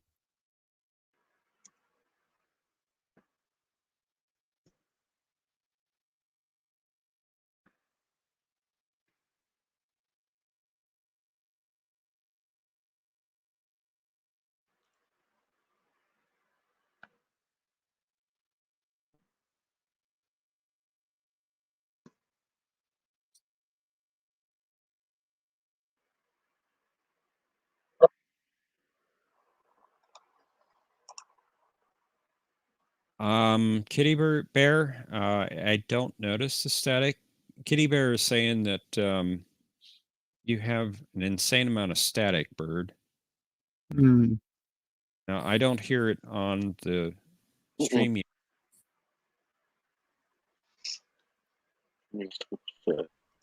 Okay, I sent another link. It kind of covers it, but I found several in private chat. Forbes. I looked, and there's several links, but I just don't know how far they went with it. Yeah, once this is over, I'll take a look.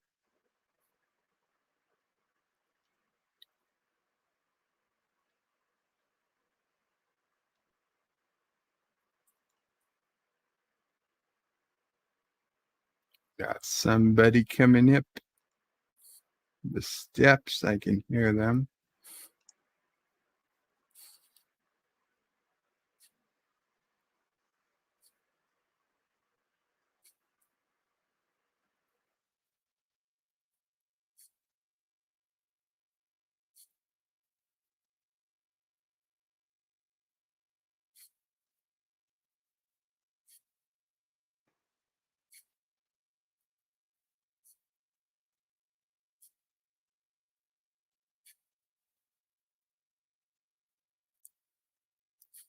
God damn, what happened?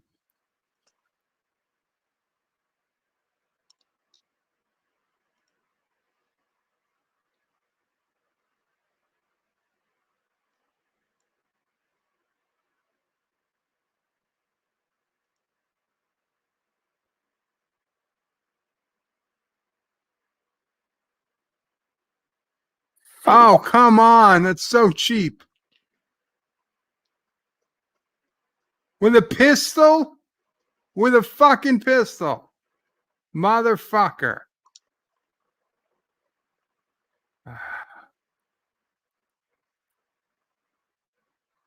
Okay.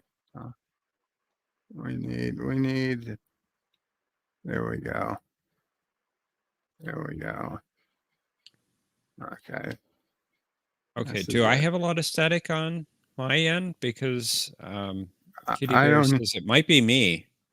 I don't hear any static from you. I was listening and I don't. Oh, motherfucker. Oh. No, I don't hear static. I forgot to open the parachute. And I'm dead. Oh, shit. I had money to buy myself back a second time. Awesome. Now we got to just find a vehicle. There we go. And that was it. That's the end of redeployment. Yes, indeed. A lot of colorful metaphors, John. You gotta curse. You'll find it in all the literature of the time. Wait, is that a missile locking?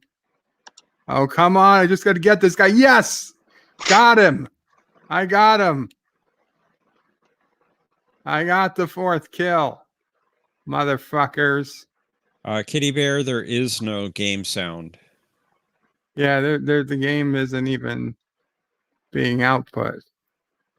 John's saying that he's not hearing static.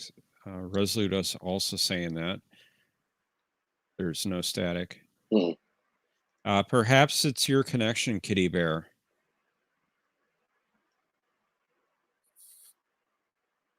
Okay, 19th place. Okay, let's see what's going on here with this stuff.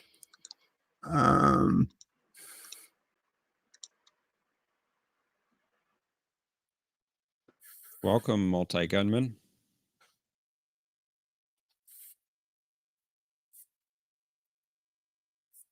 Doctors issuing unlawful do not resuscitate orders for disabled COVID patients. Outrageous. Okay, so there's not government policy. It's doctors who are breaking the law. Well, what I heard was Medi-Cal was pushing the doctors to do that. I mean, I'm trying to think of what other reason would the doctors do that for, right? Doctors are assholes in general. Well, yeah, we agree with that, but you think they want more money? They want to keep you alive as long as possible because they make more money. A report due to be launched this week by disability advocacy organization Inclusion London. Wait, is this a no? When I read was British? Inclusion London fears that many disabled people are experiencing throughout the pandemic over being denied life-saving treatment should they become seriously ill. In the report entitled Abandoned, Forgotten, and Ignored, the Impact of COVID-19 on Disabled People, several survey respondents attested to being pressured by their doctor to have a DNR or do not attempt cardiopulmonary resuscitation orders placed on medical records. So they were pressured by doctors. This further supported research carried out last month by Disability Charity Scope that found 63% of disabled people feared they would not receive treatment if they were hospitalized due to coronavirus. Okay, well, that's completely useless paragraph. Mm-hmm. A more insidious practice has also been brought into light, in which some doctors have been placing unlawful DNR orders on the records of individuals with learning disabilities without prior consultation with the person's family or carers. Turning Point, a social enterprise providing health and social care services across 300 locations in the UK, along with Learning Disability England, responded earlier this month by producing a new information pack to educate parents and carers about DNR orders and the steps they can take to challenge them. Turning Point has seen a total of 22 orders since April, requiring immediate challenge. Over the same period, Learning Disability England has observed 20% of its members' organizations reporting doctors placing DNR orders on the records of individuals they represent. According to the new guide, Julie Bass, chief executive at Turning Point, said it's not only illegal but outrageous. Doctors would decide to not save someone because they have a learning disability. They have the same right to life as anyone else. In the U.S., several states, including Tennessee, Washington, Kansas, Pennsylvania, and New York, have issued protocols deprioritizing the treatment of disabled people in the event of scarce medical resources. Additionally, Alabama was compelled in April by the Office for Civil Rights to abandon its crisis management policy of denying ventilator services to individuals based on the presence of intellectual disabilities, including profound mental retardation and moderate to severe dementia. In the UK, government has come out very strongly against the use of blanket DNRs. Blah, blah, blah, blah, blah, blah. The specter of eugenics. Okay, I mean, this is happening in England. What was happening if a doctor was putting people on there, it was illegal. That said, yes, I do remember at the start of the pandemic when people were afraid we were going to run out of ventilators, that there was real talk about, well, how do we decide who gets a ventilator? And the reality of the situation is, like, you decide who gets a lung or a heart or a kidney when there's not enough of them to go around. And doctors absolutely do prioritize the healthier people over the more sickly ones. Mm-hmm. So why can't it be random? Why? Because it's stupid. Honestly, it's stupid. Why should it be random? So if you have somebody that has a 98% chance of living if they get a new kidney, versus somebody that has a 30% chance of living if they get a new kidney, then you give it to the person with a 98% chance of living. And yeah, but I'm talking about somebody. I'm talking about somebody who has a 98% chance of living, but who has a mental deficiency, who's being singled out because of their mental problems. That's what I'm talking about. That kind of stuff. You know, it's it's euthanasia. It's well, you're giving it to the generally healthier person. I don't know what else to say. I don't like it.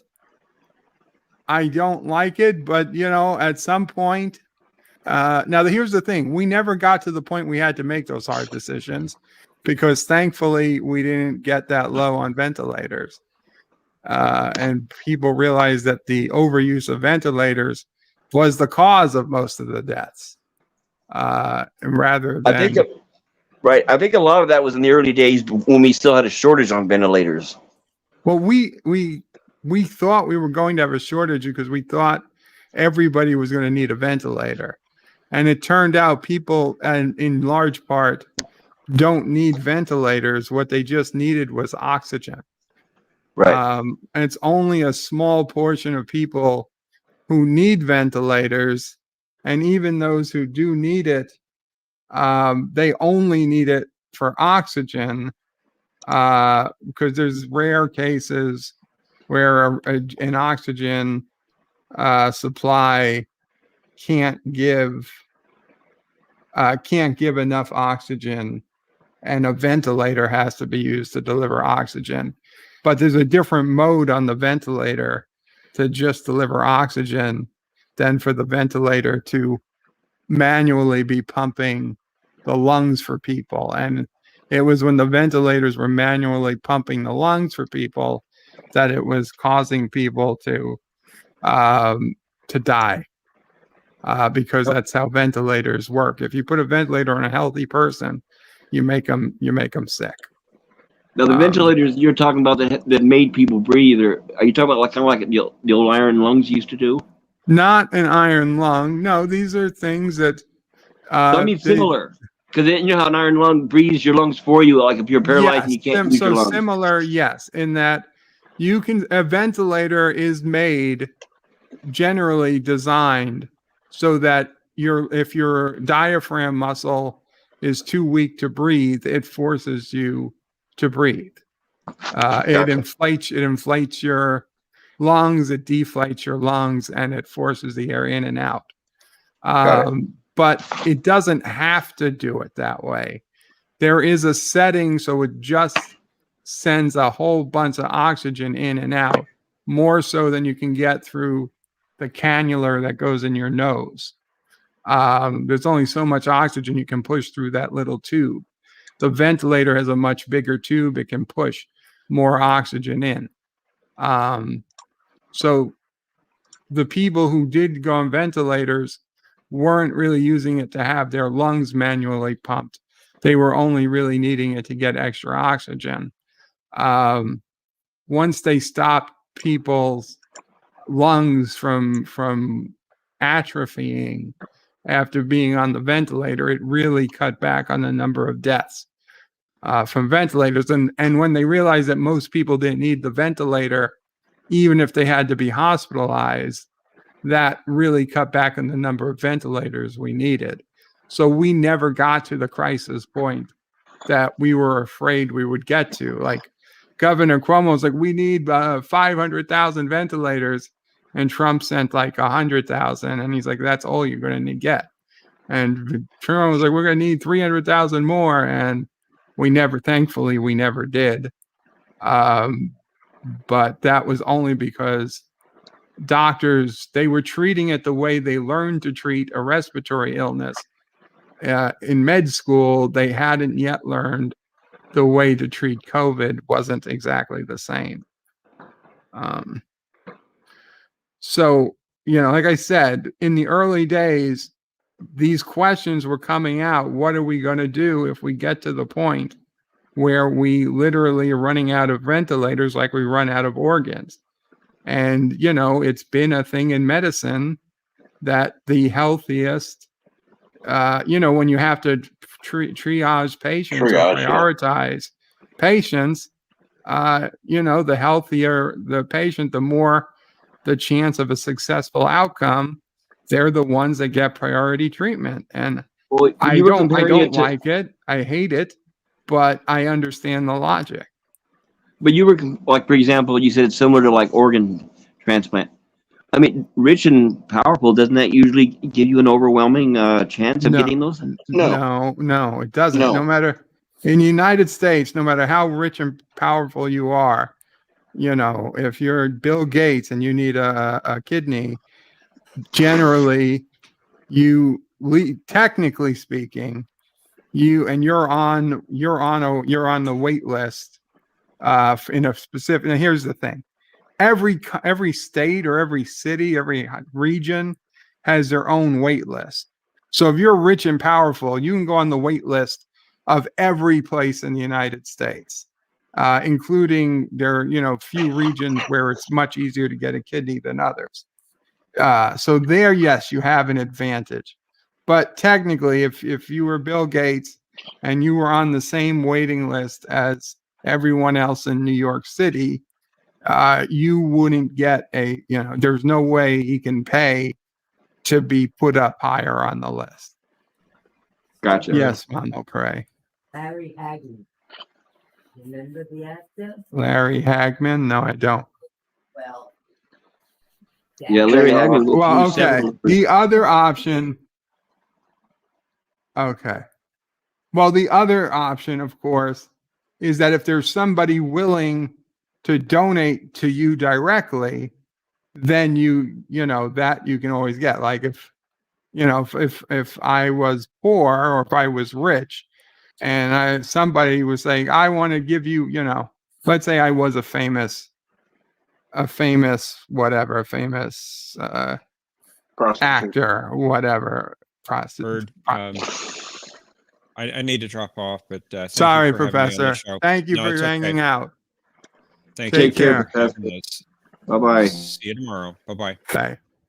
If I was rich and famous, okay, if I was Donald Trump before running for president, and people still liked me generally, regardless of my politics, and people would say, "Oh my God, you're dying. I'll give you one of my kidneys."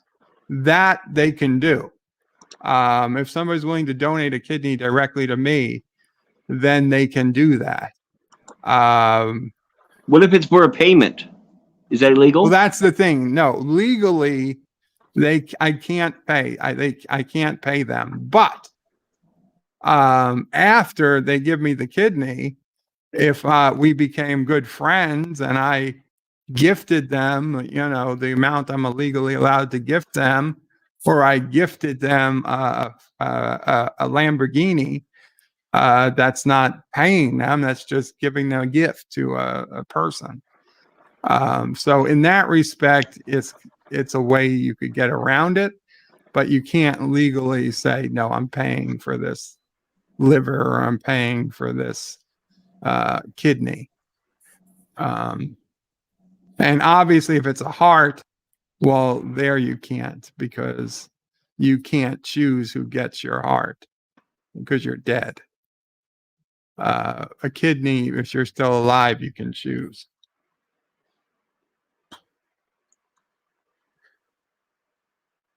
But no, in the United States, there are loopholes in that, the rich and famous can get themselves listed across the country much easier than a poor person. But other than that, they have to wait their turn. Is there a check and balance system in place to prevent them from bribing medical professionals? I don't know what the checks and balance system in place would be. I know that there's a review board that oversees every transplant, every organ. It's not just one doctor signing off. It's a board of doctors that signs off. So, I mean, could they be bribing 5 different people at 2 different levels? I suppose it's possible. So they also have a board, even though it's somebody's voluntarily donating it? No, I'm sorry. The board is for the people on the transplant list. Right. If it's a voluntary, I'm wondering. let's say right now I'm rich and super rich, which I'm not, and I told you, hey, Bird, for $1 million, I'll buy one of your kidneys. But hey, let's not tell them. And all you do is just pay a doctor to do the work. And I'm just wondering, is there anything to prevent that? Well, honestly, you could do that outside the United States.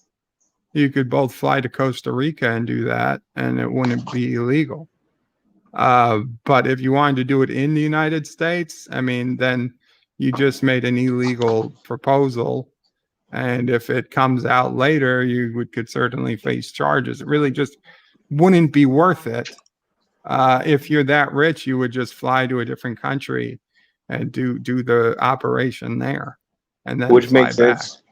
That makes sense. And also, I guess, if you find a doctor that's willing to do that with their career, right? I mean, there are, I mean, that's true. I mean, there are qualified doctors outside the United States that do transplants. I'm sure there's plenty, I'm sure there's plenty from relatively rich countries or something that, would do it if they're just paid to do the transplant.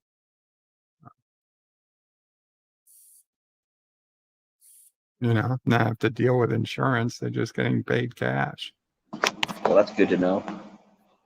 If you're, I mean, that's not even talking about like the black market for organs that's out there. We're just talking in the United States. Correct. You don't think there's any black market in the U.S.? I don't think so, but I don't know. Resolute says that's a felony, Bird. Yeah. Spike, hello world, hello Spike. John DeMarco says Bird is now having visions of starting a side business with orphan minor organ donations. That's China does that now with prisoners. China just takes organs from prisoners.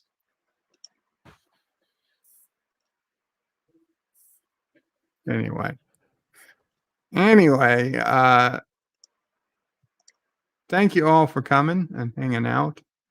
I will,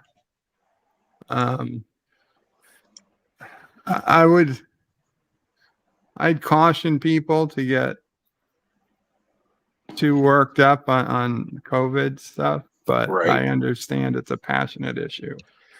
I don't let it bother me. I won't live my life in fear. I agree. Do not live your life in fear. Life is too short to be lived in fear. Yes. That's a good way of ending things tonight. Super Blubberpuss, anything you want to say before we go? No, I appreciate you letting me on, and it was good to talk to you guys again. And it's great to see you all. Hopefully I'll see you again soon. I will be on tomorrow for your Twilight Zone stream. Very cool. I look forward to seeing you. Thank you, sir. Captain. Yes, sir. Rick, anything you'd like to say before we go? Yes, thank you for having me on. I am going to be doing the morning brew tomorrow, 6 a.m. Central, and I'm looking forward to Twilight Zone tomorrow. Cool. Yes, so am I, and I will talk to you guys. Remember, tomorrow, Twilight Zone at 3 p.m. Eastern, and then at 5:30 p.m. Eastern, A Question of Trek. Hopefully, internet is back up and working. So we will try again tomorrow afternoon. With that, Qapla all, Bird and panel out. But wait, there's more. The video might be over, but there's more fun to be had. First, please make sure you're subscribed to the channel and have clicked that bell icon to get notifications of new videos in your YouTube feed. Share this video on social media to help this channel fight the algorithm that favors big media. Also check out www.birdoprey5.com for links to my other channels, various social media accounts, merch store, Dear Bop, affiliate links, and all your Birdo Prey 5 needs. At the main Birdo Prey 5 YouTube channel, you can find all sorts of live streams and unlisted videos. YouTube membership options, and a community section with polls and updates on the channel. On the secondary channel, Birdo Prey 5X, you can find overflow content that doesn't always make the main channel. Subscribe to both channels, please. Thanks for watching. Remember, I stream almost every day. This is Birdo Prey 5 saying goodbye, world. Until next time. P.S. Hail Sassy, hail Charlie, and of course, hail Karoga.